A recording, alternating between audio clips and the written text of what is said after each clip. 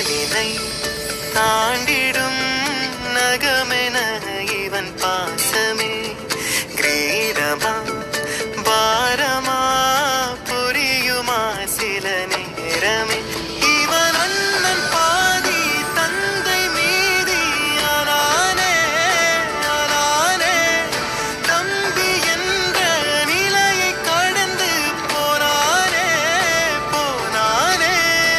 ஆழி சூழ்ந்த உலகிலே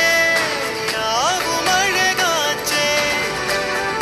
வயதை மீறிய வாழ்விலே சிறு கவிதை உருவாச்சே